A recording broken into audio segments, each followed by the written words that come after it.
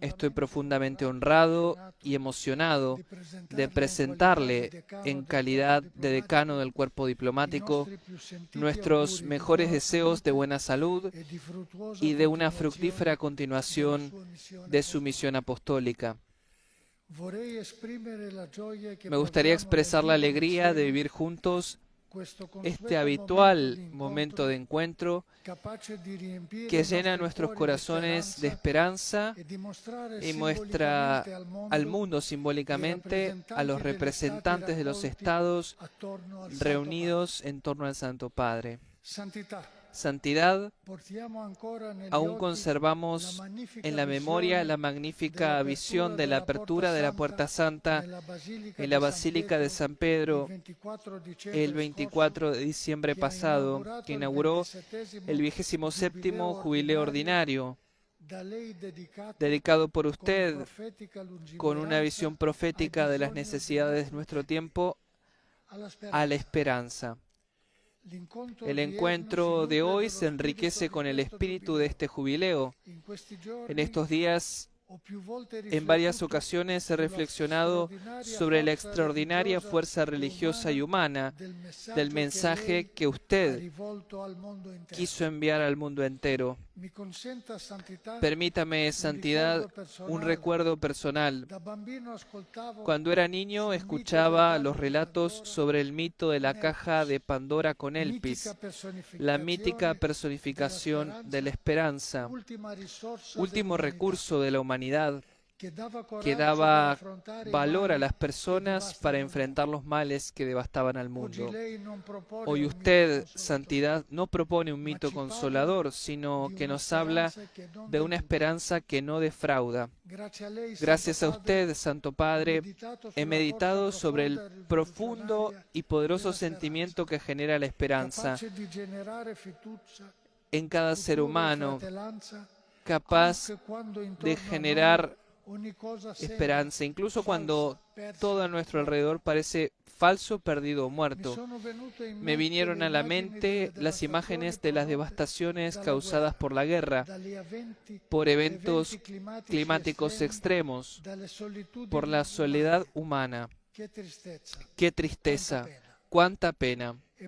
Y sin embargo, casi en un sueño, en esa profunda oscuridad, imaginé una pequeña llama encendida. Frente a las imágenes de una tierra inerme y destruida, ante mis ojos pasó la figura de una semilla que comenzaba a germinar. En cuerpos quebrados por las dificultades de la vida, vi corazones que comenzaban a latir nuevamente. Así comprendí la grandeza de su elección, Santidad. Todos tenemos sed de esperanza. Todos tenemos sed de esperanza, y creció en mí el deseo de luchar por un futuro de paz mediante el diálogo y la solidaridad. La esperanza es disruptiva, imparable en quienes tienen fe y confianza en el prójimo. Une a las generaciones, fortalece las comunidades. Como siempre, Santo Padre, usted ha captado las necesidades de nuestro tiempo y con sencillez nos ha ofrecido las herramientas para construir juntos el porvenir. Tener esperanza, confiar en la esperanza, sembrar las semillas de la esperanza. Esta es la tarea que nos ha querido encomendar en este año santo. Santo Padre, en la bula de convocatoria del jubileo Spes non confundit, usted subrayó la importancia de llevar signos tangibles de amor y comprensión a las personas que más sufren los desequilibrios del sistema social actual. Solo convirtiéndonos en peregrinos de esperanza hacia los enfermos y los pobres, los presos y los migrantes, los ancianos y los jóvenes, podemos reactivar ese círculo positivo que a través del consuelo y del reconocimiento de las angustias ajenas permite a los más frágiles ser parte integrante de la familia humana. Permítame, Santo Padre, recordar sus palabras en el mensaje Urbi et Orbi del día de Navidad. La puerta está abierta, la puerta está abierta de par en par. No es necesario llamar a la puerta, está abierta. ¿Cuántas veces nos hemos quedado bloqueados e indiferentes por orgullo o por miedo y no hemos aprovechado la ocasión de reconciliarnos entrando por la puerta? Demasiadas veces, atrapados por el frenesí de nuestras vidas, no hemos entrado y hemos dejado que los malentendidos se convirtieran en conflictos y que las puertas abiertas se entrecerraran o cerraran. Su mensaje toca directamente nuestro papel como diplomáticos. Debemos saber aprovechar cada oportunidad de apertura, incluso las más pequeñas. Sin duda se requiere constancia, compromiso, y como usted ha recordado, Santo Padre, durante su viaje a Bélgica y Luxemburgo, también se necesita paciencia. En el camino hacia la construcción de una Europa unida y pacificada, ¿cuánta paciencia ha sido necesaria para restablecer relaciones y reconstruir la confianza entre las naciones? ¿Cuánto tiempo se debe dedicar a la acogida de migrantes, a la construcción de sociedades multiculturales y multireligiosas? Esperanza y paciencia deben ser las coordenadas de todo buen diplomático para que los conflictos finalmente se resuelvan. En su viaje a Indonesia, usted se reunió con el gran imán Nazaruddin Uman en la mezquita Istiklal. Permítame citar sus palabras en esa ocasión. Todos juntos, cada uno cultivando su propia espiritualidad y practicando su propia religión, podemos caminar en la búsqueda de Dios y contribuir a construir sociedades abiertas, basadas en el respeto mutuo y en el amor recíproco. Pocos saben que la gran mezquita y la catedral de Santa María de la Asunción en Yakarta están construidas una frente a la otra y están conectadas por un túnel que todos pueden recorrer. ¿Qué mejor símbolo de convivencia y respeto mutuo? La diplomacia debe tener el valor de ser creativa para fortalecer la unidad en la diversidad. En Timor Oriental, Papúa Nueva Guinea y Singapur, usted, Santo Padre, enfatizó la necesidad de una redistribución justa y equitativa de los recursos. Allí donde se mitigan los desequilibrios del mercado y del beneficio, la sociedad prospera y crece la armonía entre las diversas comunidades étnicas, culturales y religiosas en el marco del bien común. Usted, Santidad, ha llamado varias veces a la comunidad internacional a estar junto a los países en dificultad para que sean sociedades más justas, libres y abiertas. Entre las diversas soluciones propuestas se encuentra también la cancelación de la deuda económica que los países más pobres han contraído, a menudo forzosamente, con los países más ricos. No como limosna o piedad, sino como una reparación ética y moral, proponiendo de hecho un enfoque cultural diferente. Usted, Santo Padre, ha reconocido la existencia de una deuda ecológica de los países industrializados hacia el sur global, que debe pagar doblemente por la explotación de la que es víctima. Santo Padre, Permítame humildemente hacer mío su llamado realizado con ocasión de la apertura de la Puerta Santa en la cárcel de Revivia el pasado 26 de diciembre. Abramos de par en par las puertas del corazón. Cada uno sabe cómo hacerlo. Cada uno sabe dónde está la puerta cerrada o entreabierta. Cada uno lo sabe. La revolución comienza en cada uno de nosotros, primero en nuestro interior. Debemos aprender a amarnos y a amar. Como usted afirma en su encíclica Dilexit Nos, existe una fuerte y apremiante necesidad de que el mundo, entre guerras y desequilibrios, recupere lo más importante, el corazón. Santo Padre, finalmente le ruego aceptar nuestros más fervientes deseos de un feliz año nuevo y buena salud. Quisiera expresarle mi agradecimiento en nombre de la familia diplomática que represento como decano por su incansable labor, fuente de esperanza para tantos pueblos, tantas mujeres y tantos hombres. Gracias. El decano del Cuerpo Diplomático acreditado ante la Santa Sede y embajador de Chipre ante la Santa Sede, Georges Poulid, ha dirigido un discurso al Santo Padre al comienzo de esta audiencia tradicional al inicio de cada año en ocasión del intercambio de los saludos de Año Nuevo.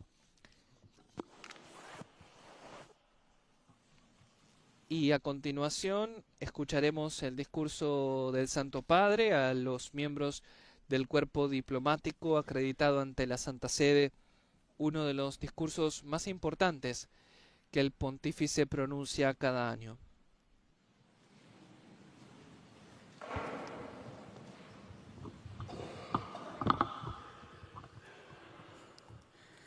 Eccellenze, signore, signori.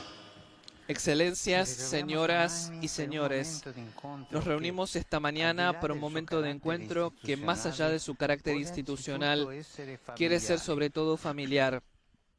Un momento en el que la familia de los pueblos se congrega simbólicamente a través de vuestra presencia para intercambiar una felicitación fraterna, dejando atrás los conflictos que dividen y redescubriendo más bien lo que une. Reunirnos al inicio de este año, que para la Iglesia Católica posee una relevancia particular, tiene un especial valor simbólico, porque el sentido mismo del jubileo es el de hacer una pausa en el frenesí que caracteriza cada vez más la vida cotidiana, para reponer fuerzas y nutrirse de lo que es realmente esencial, redescubrirnos hijos de Dios y en Él hermanos, perdonar las ofensas, sostener a los débiles y a los pobres, dejar descansar la tierra, practicar la justicia y renovar la esperanza. A ello están llamados todos los que sirven al bien común y ejercitan esa alta forma de caridad, tal vez la forma más alta de caridad, que es la política. Como aún sufro un resfrío, he pedido a Monseñor Champanelli que continúe leyendo esto. Gracias.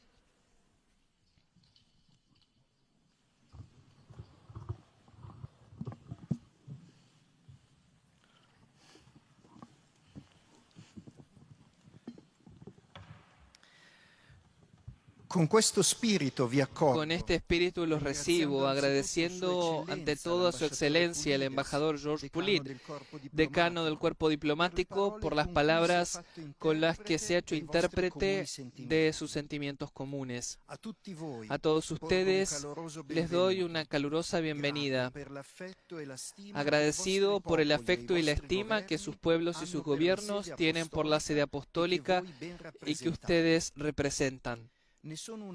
Testimonio de ello son las visitas de más de 30 jefes de Estado, de Gobierno, que tuve la alegría de recibir en el Vaticano durante el 2024, como también la firma del segundo protocolo adicional al acuerdo entre la Santa Sede y Burkina Faso sobre el estatuto jurídico de la Iglesia Católica en Burkina Faso y del acuerdo entre la Santa Sede y la República Checa sobre algunas cuestiones jurídicas, firmados en el curso del año pasado.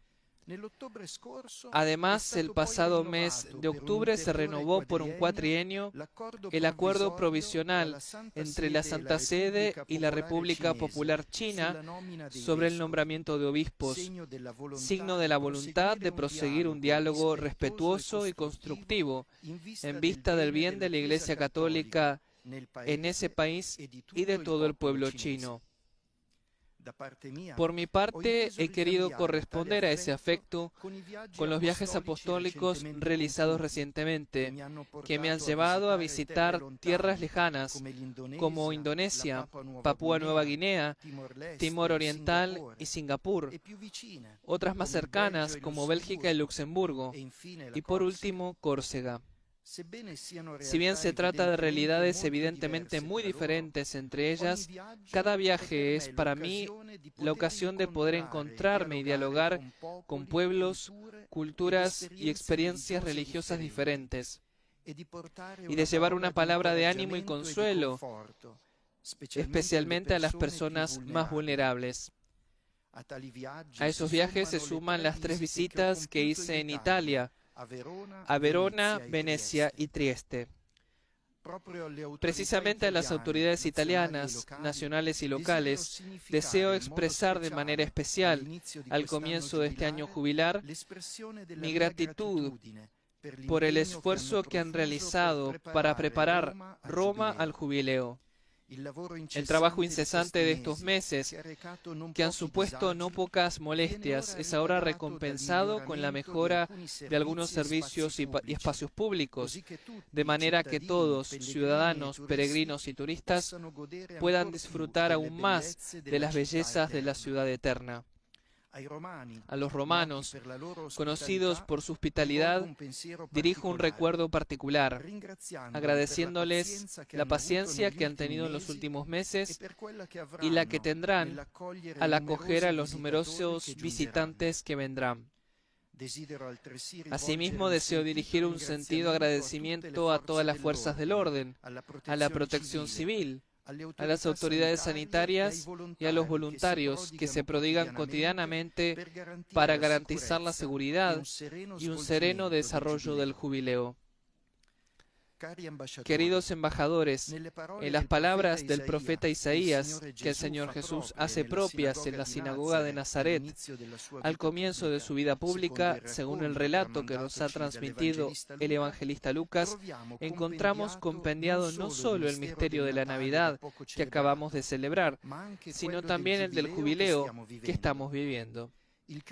Cristo ha venido a llevar la buena noticia a los pobres, a vendar los corazones heridos, a proclamar la liberación a los cautivos y la libertad a los prisioneros, a proclamar un año de gracia del Señor. Lamentablemente, empezamos este año mientras el mundo se encuentra azotado por numerosos conflictos, pequeños y grandes, más o menos conocidos, y también por la persistencia de execrables actos de terror, como los ocurridos recientemente en Magdeburgo, Alemania, o en Nueva Orleans, Estados Unidos. Vemos asimismo que en numerosos países hay contextos sociales y políticos cada vez más exacerbados por contraposiciones crecientes. Estamos frente a sociedades cada vez más polarizadas, en las que se alberga un sentimiento general de miedo y desconfianza hacia el prójimo y hacia el futuro. Esto se ve agravado por la creación y difusión continua de fake news, que no solo distorsionan la realidad de los hechos, sino que terminan por distorsionar las conciencias, suscitando falsas percepciones de la realidad y generando un clima de sospecha que fomenta el odio, perjudica la seguridad de las personas y compromete la convivencia civil y la estabilidad de naciones enteras. Trágicas ejemplificaciones de ello son los atentados sufridos por el presidente del gobierno de la República Eslovaca y del presidente electo de los Estados Unidos de América. Ese clima de inseguridad impulsa a erigir nuevas barreras y a trazar nuevas fronteras, mientras otros, como el que desde hace más de 50 años divide la isla de Chipre y el que hace más de 70 divide en dos la península coreana, permanecen firmemente en pie, separando familias y seccionando casas y ciudades. Los confines modernos pretenden ser líneas de demarcación identitarias, donde las diversidades son motivo de sospecha, desconfianza y miedo. Lo que proceda de allí no es confiable porque no es conocido, no es familiar, no pertenece a la aldea. Por consiguiente, se crean nuevas barreras para la autopreservación, de manera que deja de existir el mundo y existe únicamente mi mundo, hasta el punto de que muchos dejan de ser considerados seres humanos con una dignidad inalienable y pasan a ser solo ellos. Paradójicamente, el término confín indica no un lugar que separa, sino que une, que está contiguo con otro punto o lugar, confinis, donde se puede encontrar al otro, conocerlo y dialogar con él. Mi deseo para este nuevo año es que el jubileo pueda representar para todos, cristianos y no cristianos, una ocasión para repensar también las relaciones que nos unen como seres humanos y comunidades políticas, para superar la lógica del enfrentamiento y abrazar en cambio la lógica del encuentro, para que el tiempo que nos aguarda no nos halle como vagabundos desesperados, sino auténticos peregrinos de esperanza, es decir, personas y comunidades en camino, comprometidas en la construcción de un futuro de paz. Por otra parte, frente a la amenaza cada vez mayor de una guerra mundial, la vocación de la diplomacia es fomentar el diálogo con todos, incluidos los interlocutores que se consideran más incómodos o que no se estiman legítimos para negociar. Este es el único camino para romper las cadenas de odio y venganza que aprisionan y para desactivar los artilugios del egoísmo, del orgullo y de la soberbia humana, que son la razón de toda voluntad beligerante que destruye. Excelencias, señoras y señores, a la luz de estas breves consideraciones, quisiera trazar con ustedes esta mañana, a partir de la palabra del profeta Isaías, algunos rasgos de una diplomacia de la esperanza, de la que todos estamos llamados a hacernos heraldos, para que las densas nubes de la guerra puedan ser barridas por un renovado viento de paz.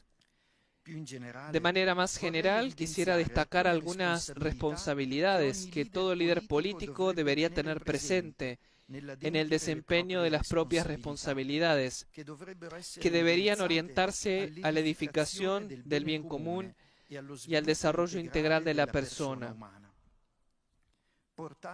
Llevar la buena noticia a los pobres. En cada época y en cada lugar, el hombre ha sido siempre atraído por la idea de poder ser autosuficiente, de poder bastarse a sí mismo y ser artífice de su propio destino.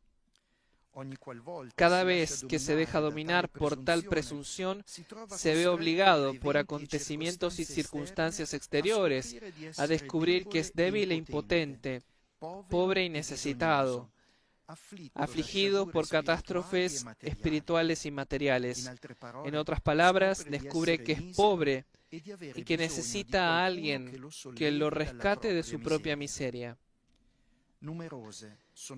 Las miserias de nuestro tiempo son numerosas. Nunca, como en esta época, la humanidad ha experimentado el progreso, el desarrollo y la riqueza, y quizá nunca como hoy se ha encontrado sola y perdida, prefiriendo con frecuencia tener animales domésticos en vez de hijos.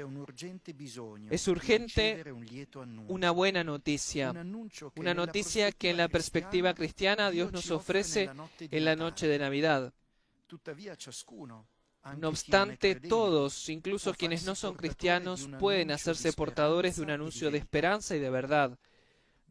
Por otro lado, el ser humano está dotado de una innata sed de verdad.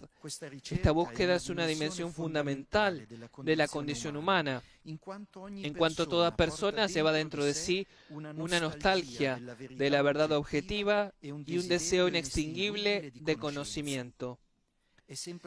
Siempre ha sido así, pero en nuestro tiempo la negación de verdades evidentes parece tomar la delantera. Algunos desconfían de las argumentaciones racionales, consideradas instrumentos en las manos de algún poder oculto, mientras que otros creen poseer de manera unívoca la verdad que se han autoconstruido, eximiéndose así del debate y del diálogo con quienes piensan diferente. Unos y otros tienen la tendencia a crear su propia verdad, ignorando la objetividad de lo verdadero. Estas tendencias pueden ser incrementadas por los medios modernos de comunicación y la inteligencia artificial, usados abusivamente como medios de manipulación de la conciencia con fines económicos, políticos e ideológicos. El moderno progreso científico, especialmente en el ámbito informático y de las comunicaciones, lleva consigo indudables beneficios para la humanidad. Nos permite simplificar muchos aspectos de la vida cotidiana, permanecer en contacto con nuestros seres queridos, aun cuando están lejos físicamente, estar informados y aumentar nuestros conocimientos. Sin embargo, no se pueden omitir sus límites y sus peligros, porque a menudo contribuyen a la polarización, a restringir las perspectivas mentales, a la simplificación de la realidad, al riesgo de abusos, a la ansiedad y, paradójicamente, al aislamiento, en particular por el uso de las redes sociales y los juegos online. El auge de la inteligencia artificial amplifica las preocupaciones relacionadas con los derechos de propiedad intelectual, la seguridad del trabajo para millones de personas, el respeto de la privacidad y la protección del ambiente de residuos electrónicos. Casi ningún rincón del mundo ha quedado inalterado a causa de la gran transformación cultural que determinan los imparables progresos de la tecnología, y es cada vez más evidente una consonancia con los intereses comerciales que genera una cultura radicada en el consumismo.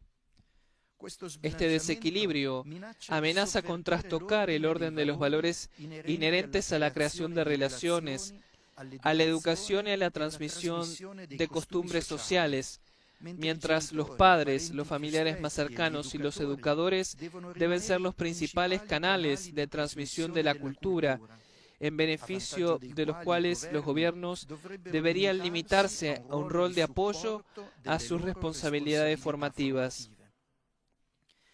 En esta óptica se sitúa también la educación como alfabetización mediática, dirigida a ofrecer instrumentos esenciales para promover las capacidades de pensamiento crítico, para ofrecer a los jóvenes los medios necesarios para el crecimiento personal y la participación activa en el futuro de sus sociedades.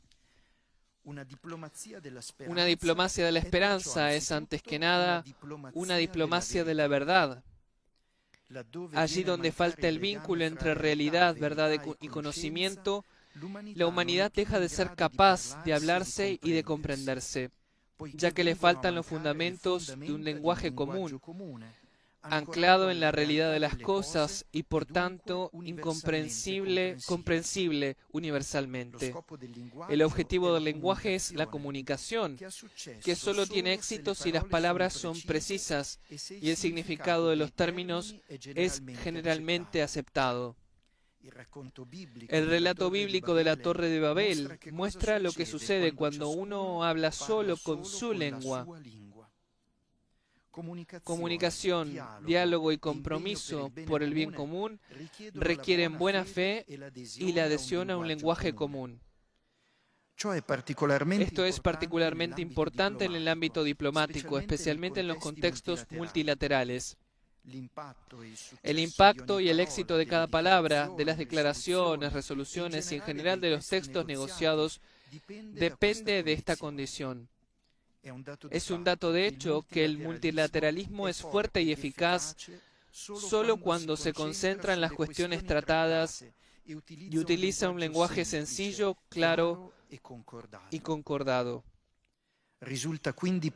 Por tanto, resulta particularmente preocupante el intento de instrumentalizar los documentos multilaterales, cambiando el significado de los términos o reinterpretando unilateralmente el contenido de los tratados sobre los derechos humanos para llevar adelante ideologías que dividen, que pisotean los valores y la fe de los pueblos. Se trata, en efecto, de una verdadera colonización ideológica que, según programas planificados en un escritorio, intenta erradicar las tradiciones, la historia y los vínculos religiosos de los pueblos. Se trata de una mentalidad que, presumiendo de haber superado aquellas que considera las páginas oscuras de la historia, deja espacio a la cultura de la cancelación, la cancel culture, no tolera diferencias y se concentra en los derechos de los individuos, descuidando los deberes con respecto a los demás, en particular de los más débiles y frágiles. En este contexto es inaceptable, por ejemplo, hablar de un presunto derecho al aborto, que contradice los derechos humanos, en particular el derecho a la vida. Toda la vida debe protegerse en cada momento, desde su concepción hasta la muerte natural, porque ningún niño es un error o es culpable por existir, así como ningún anciano o enfermo puede ser privado de esperanza o ser descartado. Dicho enfoque tiene graves consecuencias, especialmente en el ámbito de diversos organismos multilaterales. Pienso de manera particular en la Organización para la Seguridad y la Cooperación en Europa, de la cual la Santa Sede es miembro fundador, habiendo tomado parte activa en las negociaciones que hace medio siglo condujeron a la Declaración de Helsinki de 1975. Es más urgente que nunca recuperar el espíritu de Helsinki, con el que los estados enfrentados y considerados enemigos lograron crear un espacio de encuentro y no abandonaron el diálogo como instrumento para resolver los conflictos. Por el contrario, las instituciones multilaterales, surgidas en su mayor parte al finalizar la Segunda Guerra Mundial, hace 80 años, ya no parecen ser capaces de garantizar la paz y la estabilidad, la lucha contra el hambre y el desarrollo para los cuales habían sido creadas, ni de responder de manera verdaderamente eficaz a los nuevos desafíos del siglo XXI, como las cuestiones ambientales, de salud pública, culturales y sociales, además de los retos impuestos por la inteligencia artificial. Muchas de ellas necesitan ser reformadas, teniendo presente que cualquier reforma debe basarse en principios de subsidiariedad, solidaridad y en el respeto de una soberanía paritaria de los Estados. Mientras duele constatar que existe el riesgo de una monadología y de la fragmentación en like-minded clubs que solo dejan entrar a quienes piensan del mismo modo. A pesar de todo, no han faltado ni faltan signos alentadores, allí donde existe la buena voluntad de encontrarse. Pienso en el Tratado de Paz y Amistad entre Argentina y Chile, firmado en la Ciudad del Vaticano el 29 de noviembre de 1974, que con la mediación de la Santa Sede y la buena voluntad de las partes, puso fin a la disputa del Canal de Beagle, demostrando que la paz y la amistad son posibles cuando dos miembros de la comunidad internacional renuncian al uso de la fuerza y se comprometen solemnemente a respetar todas las reglas del derecho internacional y a promover la cooperación bilateral. Más recientemente, pienso en los signos positivos de una reanudación de las negociaciones para volver a la plataforma del acuerdo sobre el programa nuclear iraní con el objetivo de garantizar un mundo más seguro para todos. vendar los corazones heridos. Una diplomacia de la esperanza es también una diplomacia del perdón, capaz, en una época llena de conflictos abiertos y latentes, de recomponer las relaciones laceradas por el odio y la violencia, y así vendar los corazones heridos de todas esas víctimas. Mi deseo para este 2025 es que toda la comunidad internacional se esfuerce ante todo para poner fin a la guerra que desde hace casi 3 años baña de sangre la martirizada Ucrania y que ha causado un enorme número de víctimas, incluidos muchos civiles. Algunos signos alentadores se vislumbran en el horizonte, pero se necesita todavía mucho trabajo para poner en pie las condiciones de una paz justa y duradera y para sanar las heridas infligidas por la agresión. Del mismo modo, renuevo mi llamamiento a un alto al fuego y a la liberación de los rehenes israelíes en Gaza, donde hay una situación humanitaria gravísima e innoble. Y pido que la población palestina reciba todas las ayudas necesarias. Mi deseo es que israelíes y palestinos puedan reconstruir los puentes de diálogo y de confianza recíproca a partir de los más pequeños, para que las generaciones venideras logren convivir en paz y seguridad en ambos estados, y Jerusalén sea la ciudad del encuentro, donde convivan en armonía y respeto cristianos, judíos y musulmanes. Precisamente el pasado mes de junio en los Jardines Vaticanos hemos recordado todos juntos el 10º aniversario de la invocación a la paz en Tierra Santa, que el 8 de junio de 2014 contó con la presencia del entonces presidente del Estado de Israel, Shimon Peres, y del presidente del Estado de Palestina, Mahmoud Abbas, junto al patriarca Bartolomé I. Aquel encuentro había puesto de manifiesto que el diálogo es siempre posible y que no podemos rendirnos a la idea de que la enemistad y el odio entre los pueblos deban imponerse. Sin embargo, es necesario destacar que la guerra es alimentada por el continuo proliferar de armas cada vez más sofisticadas y destructivas.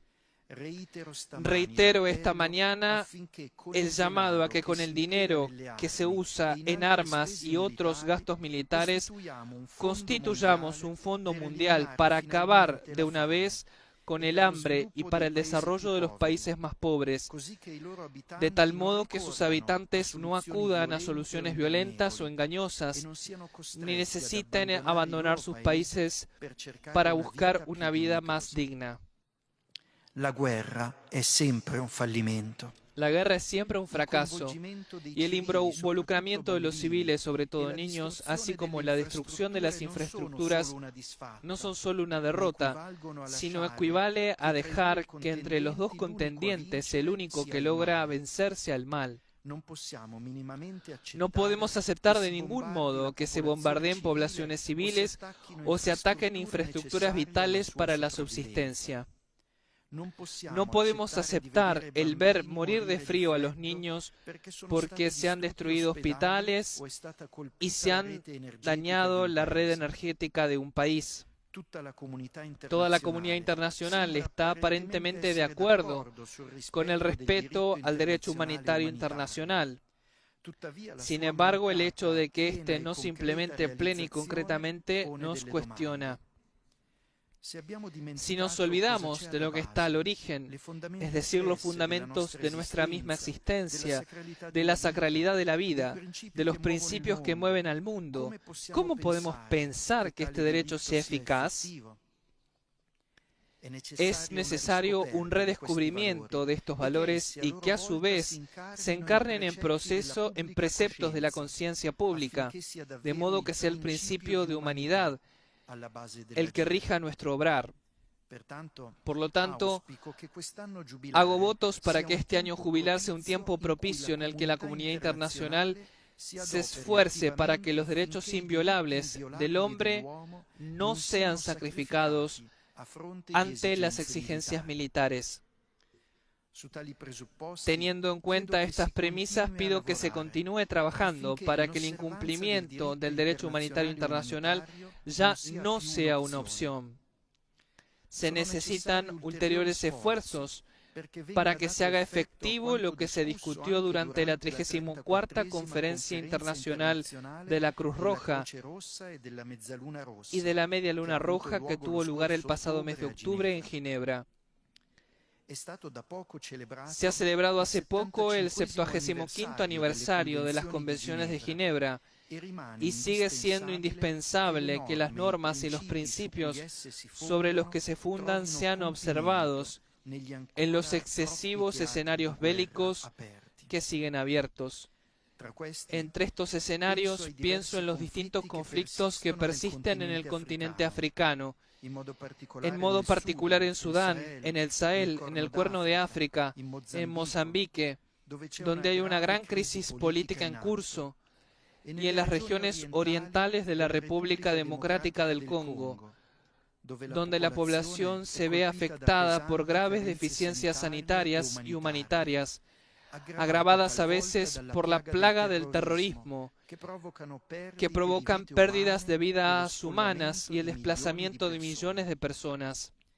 A esto se añaden los efectos devastadores de las inundaciones y de la sequía, que empeoran las ya precarias condiciones de varias partes de África. La perspectiva de una diplomacia del perdón no está llamada solo a sanar los conflictos internacionales o regionales. Esta le confiere a cada uno la responsabilidad de hacerse artesano de la paz, para que se puedan edificar sociedades realmente pacíficas, en las que las legítimas diferencias políticas, además de las sociales, culturales, étnicas y religiosas, constituyan una riqueza y no una fuente de odio y división. Mi pensamiento va en modo particular a Myanmar, donde la población sufre grandemente a causa de los continuos enfrentamientos armados que obligan a la gente a huir de sus casas y a vivir en el miedo. Duele también constatar que permanecen, especialmente en el continente americano, varios contextos políticos de enfrentamiento político y social. Pienso en Haití, donde espero que cuanto antes se puedan dar los pasos necesarios para restablecer el orden democrático y parar la violencia. Pienso además en Venezuela y a la grave crisis política en la que se debate. Esta podrá ser superada solo con la adhesión sincera a los valores de la verdad, de la justicia y de la libertad, a través del respeto de la vida, de la dignidad y de los derechos de cada persona, incluidos los de quienes han sido arrestados a causa de los sucesos de los últimos meses, a través del rechazo de cualquier tipo de violencia y deseablemente a través del comienzo de negociaciones de buena fe y orientadas al bien común del país. Pienso en Bolivia, que está atravesando una preocupante situación política, social y económica. También en Colombia, donde confío que con la ayuda de todos se pueda superar la multiplicidad de los conflictos que lastiman al país desde hace demasiado tiempo. Pienso finalmente en Nicaragua, donde la Santa Sede, que está siempre dispuesta a un diálogo respetuoso y constructivo, sigue con preocupación las medidas adoptadas con respecto a personas e instituciones de la Iglesia y hace votos para que se les garanticen adecuadamente a todos la libertad religiosa y los demás derechos fundamentales. Efectivamente, no hay verdadera paz si no viene garantizada también la libertad religiosa, que implica el respeto a la conciencia de los individuos y a la posibilidad de manifestar públicamente la propia fe y pertenencia a una comunidad. En este sentido, son muy preocupantes las crecientes expresiones de antisemitismo que condeno firmemente y que afectan a un número cada vez mayor de comunidades hebreas en el mundo. No puedo callar ante las numerosas persecuciones contra varias comunidades cristianas, frecuentemente perpetradas por grupos terroristas, especialmente en África y Asia, ni tampoco ante las formas más delicadas, entre comillas, de limitación de la libertad religiosa que se observan a veces incluso en Europa, donde aumentan las normas legales y las prácticas administrativas que limitan o anulan en la práctica los derechos que las constituciones reconocen formalmente a cada creyente y a los grupos religiosos. Al respecto, deseo reiterar que la libertad religiosa constituye una conquista de progreso político y jurídico, ya que cuando se reconoce la libertad religiosa, la dignidad de la persona humana se respeta en su raíz y se refuerzan el etos y las instituciones de los pueblos. Los cristianos pueden y quieren contribuir activamente a la edificación de las sociedades en las que viven. Incluso allí donde no son mayoría en la sociedad, ellos son ciudadanos de pleno derecho, especialmente en aquellas tierras en las que habitan desde tiempos inmemoriales. Me refiero en modo particular a Siria, que después de años de guerra y devastación parece que está recorriendo un camino de estabilización. Espero que la integridad territorial, la unidad del pueblo sirio y las necesarias reformas constitucionales no se vean comprometidas por nadie y que la comunidad internacional ayude a Siria a ser una tierra de convivencia pacífica, donde todos los sirios, incluida su componente cristiana, puedan sentirse plenamente ciudadanos y participar al bien común de esta querida nación. Del mismo modo, pienso en el amado Líbano, deseando que el país, con la ayuda determinante de la componente cristiana, pueda tener la necesaria estabilidad institucional para afrontar la grave situación económica y social, reconstruir el sur del país golpeado por la guerra e implementar plenamente la Constitución y el Acuerdo de Taif. Que todos los libaneses trabajen para que el rostro del país de los cedros no sea jamás desfigurado por la división, sino resplandezca siempre por el vivir juntos, y que el Líbano permanezca como un país mensaje de coexistencia y de paz. Proclamar la liberación a los cautivos. 2000 años de cristianismo han contribuido a eliminar la esclavitud de todos los ordenamientos jurídicos. A pesar de ello, existen todavía múltiples formas de esclavitud, comenzando por la escasamente reconocida, pero bastante practicada, esclavitud laboral. Demasiadas personas viven esclavas del propio trabajo, que pasa de ser un medio a convertirse en el fin de la propia vida. Y muchas veces estas personas son esclavas de las condiciones laborales inhumanas, en términos de seguridad, horarios de trabajo y salario. Es necesario un esfuerzo para crear condiciones dignas de trabajo, de por sí noble y ennoblecedor, y que este no sea un obstáculo para la realización y el crecimiento de la persona humana. Al mismo tiempo, se debe garantizar que existan efectivas posibilidades de trabajo, especialmente allí donde la grave situación del desempleo favorece el trabajo en negro y, consecuentemente, la criminalidad. Existe además la horrible esclavitud de las toxicomanías o toxicodependencias que afecta especialmente a los jóvenes. Es inaceptable ver cuántas vidas, familias y países se arruinan por esta plaga que parece difundirse cada vez más, también por la aparición de drogas sintéticas a menudo mortales, puestas a disposición de forma amplia por el execrable fenómeno del narcotráfico. Entre las otras esclavitudes de nuestro tiempo, una de las más terribles es aquella practicada por los traficantes de seres humanos. Personas sin escrúpulos que se aprovechan de la necesidad de miles de personas en fuga por la guerra, las carencias, las persecuciones o los efectos del cambio climático en busca de un lugar seguro para vivir. Una diplomacia de la esperanza Es una diplomacia de la libertad que requiere el compromiso común de la comunidad internacional para eliminar este miserable comercio. Al mismo tiempo, es necesario hacerse cargo de las víctimas de estos tráficos, que son los mismos migrantes, forzados a recorrer a pie miles de kilómetros, tanto en América Central como en el desierto del Sahara, o a tener que atravesar el mar Mediterráneo o el Canal de la Mancha en embarcaciones improvisadas y abarrotadas, para solo terminar rechazados o encontrarse en situación ilegal en una tierra extranjera. Olvidamos fácilmente que nos encontramos ante personas que es necesario acoger, proteger, promover e integrar.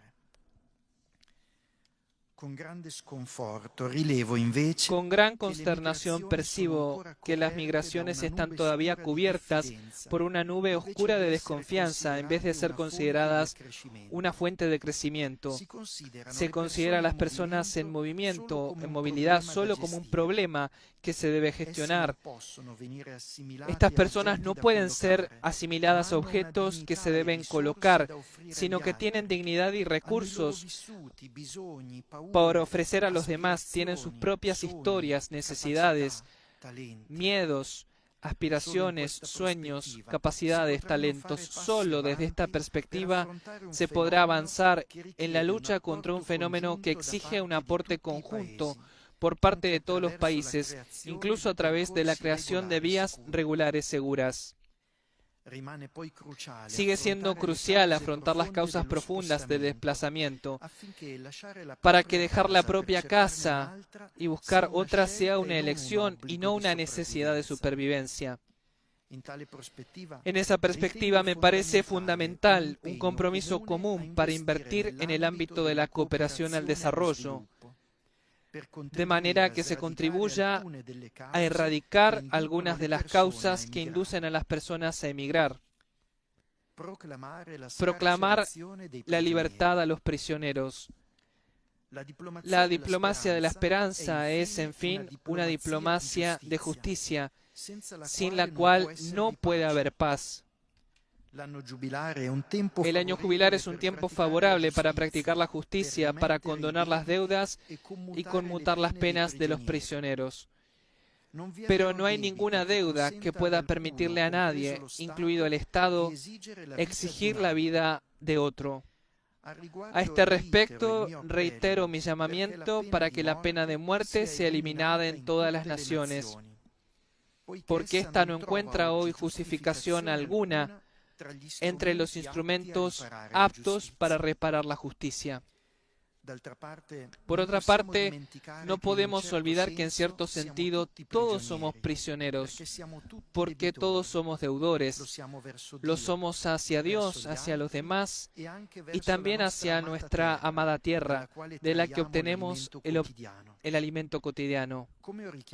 Como he recordado en el anual mensaje para la Jornada Mundial de la Paz, cada uno de nosotros debe sentirse responsable de algún modo por la devastación a la que está sometida nuestra casa común. Cada vez más la naturaleza parece rebelarse a la acción del hombre mediante manifestaciones extremas de su poder. Son un ejemplo de ello las devastadoras inundaciones en Europa Central y en España, así como los ciclones que han afectado en primavera a Madagascar y poco antes de Navidad al departamento francés de Mayotte y a Mozambique. No podemos permanecer indiferentes a todo esto. No tenemos derecho. Más bien tenemos el deber de realizar el máximo esfuerzo por el cuidado de nuestra casa común y de aquellos que la habitan y la habitarán. En el curso de la COP29 en Bakú, se adoptaron decisiones con el fin de garantizar mayores recursos financieros para la acción climática. Deseo que esto permita compartir los recursos en favor de los numerosos países vulnerables a la crisis climática y sobre los cuales pesa la carga de una deuda económica abrumadora. En esta óptica me dirijo a las naciones más ricas para que condonen las deudas de los países que nunca podrían pagarles. No se trata solo de un acto de solidaridad o magnanimidad, sino sobre todo de justicia, cargada también por una nueva forma de iniquidad, de la que hoy somos cada vez más conscientes, la deuda ecológica, en particular entre el norte y el sur. También en función de la deuda ecológica es importante identificar modalidades eficaces para convertir la deuda externa de los países pobres en políticas y programas eficaces, creativos y responsables de desarrollo humano integral. La Santa Sede está dispuesta a acompañar este proceso consciente de que no hay fronteras o barreras políticas o sociales detrás de las cuales uno se puede esconder. Antes de concluir, me gustaría expresar en esta sede mi condolencia y mi oración por las víctimas y los que están sufriendo a causa del terremoto que hace 2 días afectó a Tíbet. Queridos embajadores, en la perspectiva cristiana, el jubileo es un tiempo de gracia. Y como quisiera que este 2025 fuera verdaderamente un año de gracia, rico de verdad, de perdón, de libertad, de justicia y de paz. En el corazón de toda persona anida la esperanza como deseo y expectativa del bien, y cada uno de nosotros está llamada a hacerla florecer en torno a sí. Este es mi más cordial deseo para todos ustedes, queridos embajadores, para sus familias, los gobiernos y los pueblos que representan. Que la esperanza florezca en nuestros corazones y nuestro tiempo encuentre la paz que tanto desea. Gracias.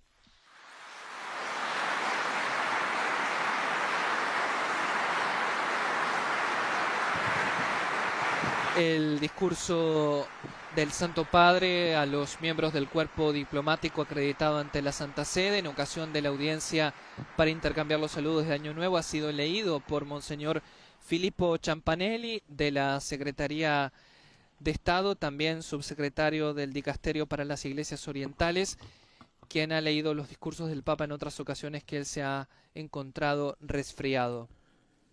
Domino vobiscum. Sin nomen Domini benedictum.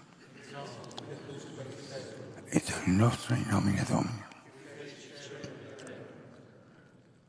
Benedicat vos omnipotens Deus, Pater, Filii, Spiritus Sancti. Tras recibir la bendición apostólica, recordamos que el discurso del Santo Padre podrá ser consultado en nuestro sitio web vaticannews.va/es y en el sitio web oficial de la Santa Sede, vatican.va, en los diversos idiomas.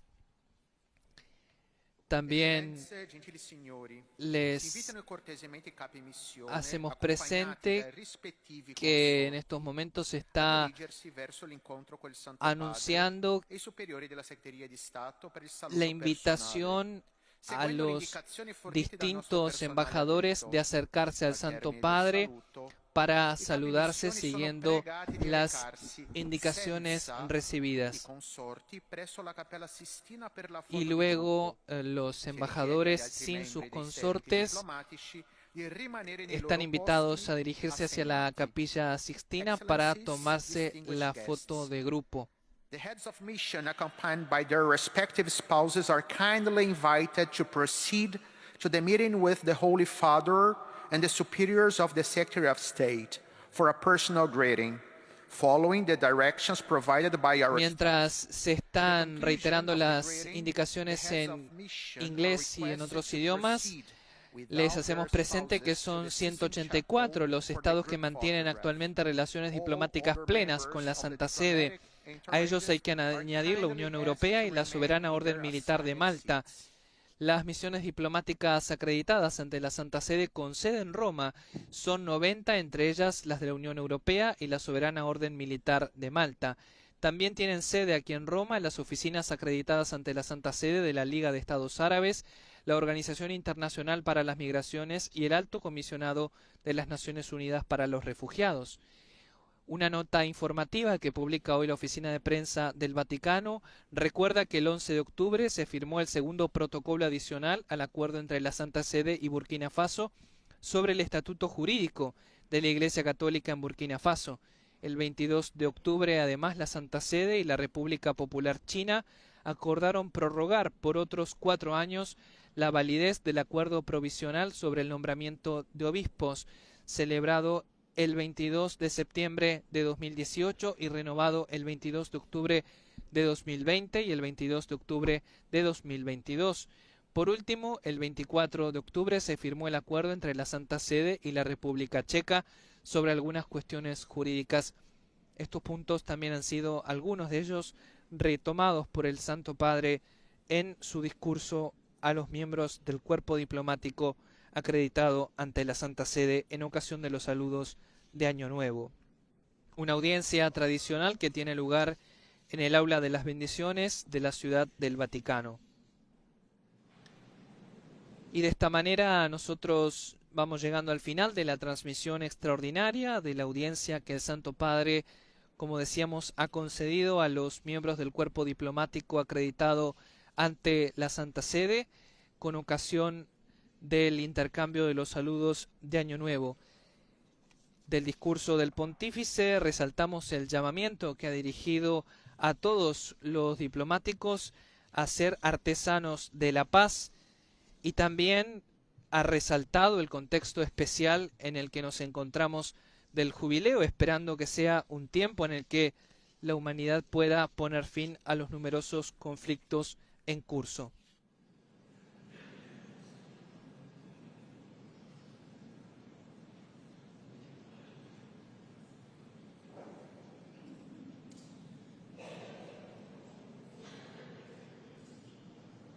El Papa Francisco apreció que duele constatar que permanecen en el continente. Bendita sea tu pureza y eternamente lo sea, pues todo un Dios se recrea en tan graciosa belleza. A ti, celestial princesa, Virgen Sagrada María, te ofrezco en este día alma, vida y corazón. Mírame con compasión, no me dejes, Madre mía. Así sea. Amén.